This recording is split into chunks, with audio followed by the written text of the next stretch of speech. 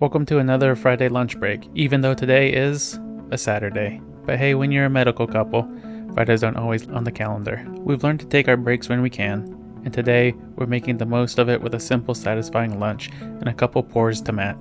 On the menu, a leftover ribeye sandwich on a lightly toasted sourdough. I'm adding homemade garlic aioli and some fresh green lettuce for a crunch. It's quick, it's easy, and it turns leftovers into something that feels special. A good sandwich is all about layers. I like to toast the bread just enough to give it structure, especially with the juicy cut like a ribeye.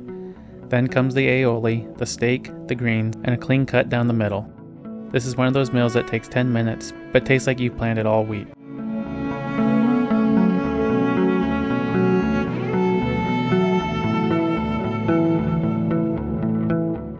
Now let's talk about the pairing. First up is the Bondstone High Rye Kentucky Straight Bourbon. It's a modern style bourbon with a higher rye content, which means a little more spice and a little less sweetness and a nice dry finish.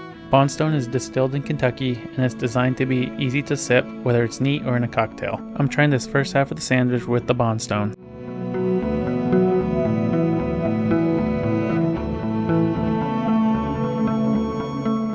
The pairing works very well. The bourbon's peppery spice complements the garlic and the aioli and brings out char in the ribeye. There's also a subtle hint of vanilla that plays off the sourdough nicely. It's bold without being overpowering, like a little lift to each bite.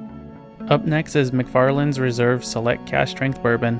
This one is a heavier pour, higher proof, richer texture, and a lot of depth. It's also Kentucky made and aged in deeply charred oak barrels, which gives it those darker notes, like caramel, dried fruits, and toasted wood. Paired with the ribeye, the McFarland's adds intensity. The fat of the steak softens the heat of the cask strength bourbon, and the deep oak flavors pull out some of the smoky edges of the meal. It's a little more dramatic, but honestly it's just as enjoyable, and it's one of my favorites. And just like that, lunch break's over.